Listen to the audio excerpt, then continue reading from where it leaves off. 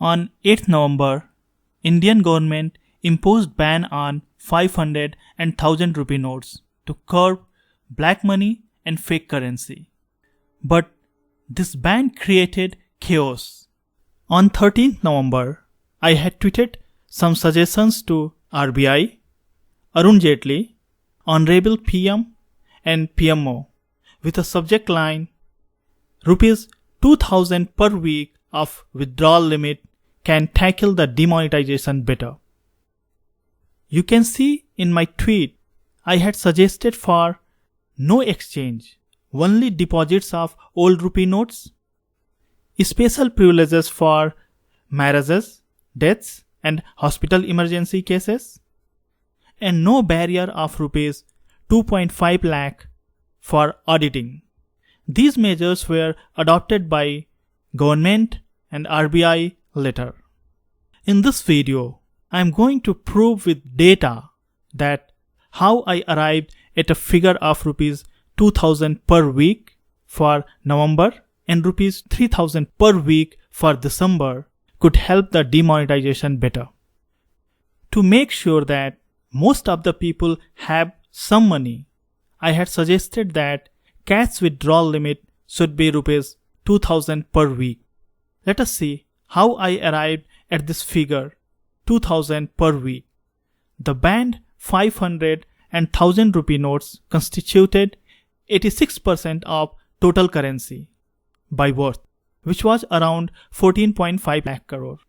So, remaining 14% currency would be around 2.4 to 2.5 lakh crore. If 2.5 lakh crore is equally distributed among 125 crore people of India, it turns out to be rupees 2000 per head. That's why I suggested that withdrawal limit should be rupees 2000 per week. Since each family has 4 to 5 members on average, and rupees 2000 per week has been calculated for every person in India, hence there would be enough money to provide rupees 2000 per week for every family for 4 to 5 weeks. But the withdrawal limit allowed by government initially was rupees 20,000 per week. Now, let us see the problem with withdrawal limit of rupees 20,000 per week. If each person can withdraw rupees 20,000, rupees 2.5 lakh crore will suffice only for 12.5 crore people. What about remaining more than 112 crore people of India? There will be no money left for them. Only the 10% of population would get the money, while there would be no money left for the remaining 90% population of India. And that's the root cause of the whole chaos. Although 2000 rupee notes were ready for disbursement, within couple of days demonetization started. But without 500 and 1000 rupee notes, 2000 rupee notes would be least helpful. Also, ATMs required calibration. So, 2000 rupee notes should have been used for families with marriages and medical emergency who required huge amounts. That's why I suggested that withdrawal limit should be rupees 2000 per week for at least first couple of weeks after demonetization started. Given the fact that 90% of rural households have monthly income of less than rupees 10,000, rupees 2000 per week is justified, and so is the withdrawal limit of rupees 10,000 per month on Jan Dhan accounts imposed by the government. When everyone has rupees 2000, money would be in flow. Each rupee would be rapidly changing hands. Hence, velocity of the money would be high. So, everyone like rickshaw fellows, vegetable vendors, fruit vendors, and other footpath vendors would be able to run their business and getting some money. On the other hand, with the withdrawal limit of rupees 20,000, if the 20,000 is used in converting some black money into white, that 20,000 would be sitting idle, and virtually rupees 20,000 would be out of flow. And even if rupees 20,000 is withdrawn by a genuine person, he is not going to spend it within a week. Most probably, he will be spending it over a month, especially when he sees so much of cash crunch. That's why cash withdrawal limit should have been rupees 2000 per week for the rest of the month in November, and it should be rupees 3000 per week for the month of December. Now, let us see problem with the current withdrawal limit of rupees 24,000 per week. Rupees 24,000 per week turns out to be more than 12 lakhs per annum. Even less than 0.02% people of India are in 30% tax bracket, that is, who earn more than 10 lakhs per annum. Moreover, majority of them would be using debit cards and credit cards.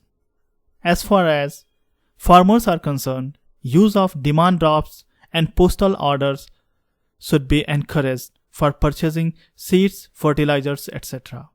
So, cash withdrawal limit for December should be rupees 3000 per week. Let us see how did I arrive at this figure of rupees 3000 per week. On 7th December, RBI said that it has supplied almost rupees 4 lakh crore worth of currency to banks.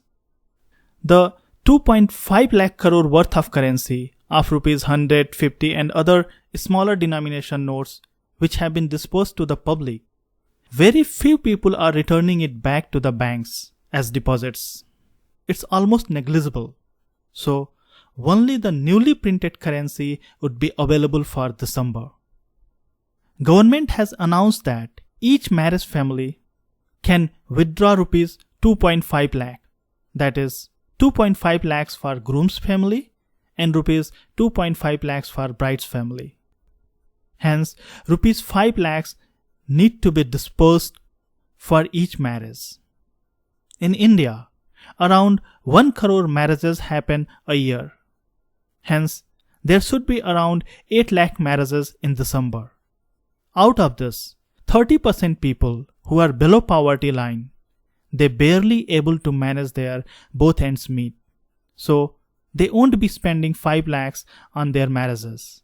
Rather, they should be spending somewhere around 50,000 to 1 lakh on their marriages.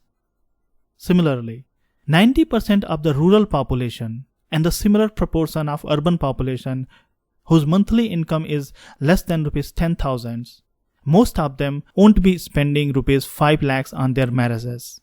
So, considering an average of rupees 2.5 lakh for each marriage, for 8 lakh marriages, the required amount would be 20,000 crore for a month. In India, every month, nearly 20 lakhs births, 8 lakhs deaths, and 45,000 road accidents happen.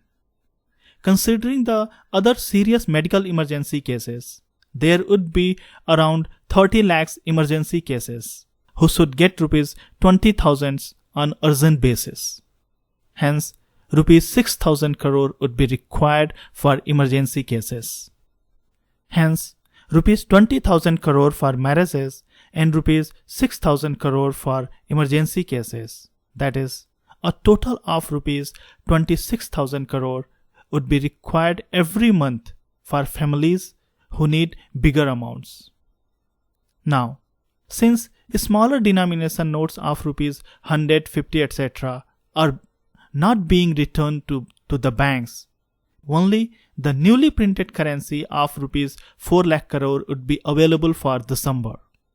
Out of this, if rupees 18,000 crore in November and 26,000 crore in December dispersed for marriages and emergency cases, only rupees 3.56 lakh crore would be available for December for common people.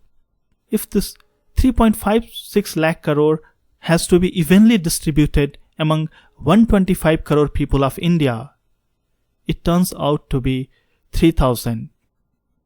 Therefore, cash withdrawal limit for December should not be more than 3,000 per week.